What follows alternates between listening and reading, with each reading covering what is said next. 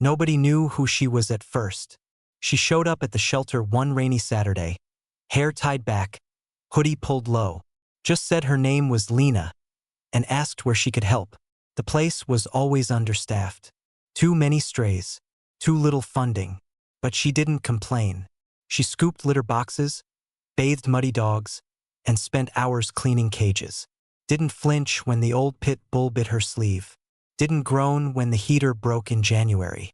Just smiled and said, "They need us."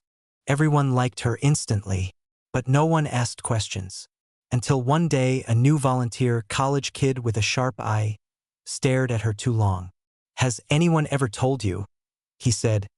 "You look exactly like Lena Walker?" She froze, and that's when the pieces clicked. Lena Walker, daughter of Mayor Richard Walker, the most powerful man in the city, known for his photo ops, tight suits, and absolutely zero tolerance for surprises, especially ones involving his daughter. By Monday morning, her secret was out. It hit the news like wildfire. Mayor's daughter found cleaning kennels in shocking disguise. Some reporters mocked her.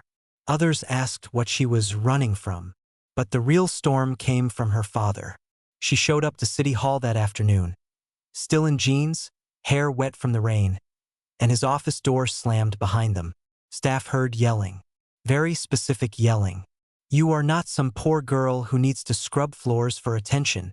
You represent this family, this city, and those animals? That's not your world." She walked out 20 minutes later, eyes red, jaw clenched, didn't say a word to the press outside. But the next day, she was back at the shelter, feeding strays like nothing happened. And that's when things shifted. People started showing up, not to adopt, but to help. An old woman brought towels. A man in a business suit donated $10,000. Kids painted signs that said, "Thank you, Lena." Hashtags trended. Hashtag let Lena help. Hashtag pause before politics. Hashtag mayor listen up. City Hall phones rang nonstop. Even the mayor's staff looked uncomfortable. And then came the petition. 20,000 signatures, demanding the mayor publicly apologize and fund the shelter his daughter had been working at in secret for 6 months. He stayed silent for 2 days. On the third, he called a press conference. Everyone expected a speech.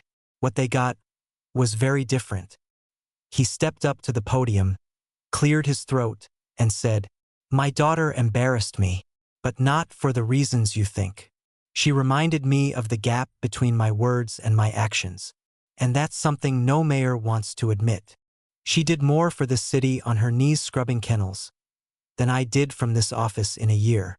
He turned to the crowd, paused. "So, effective immediately, the city is donating $250,000 to the shelter.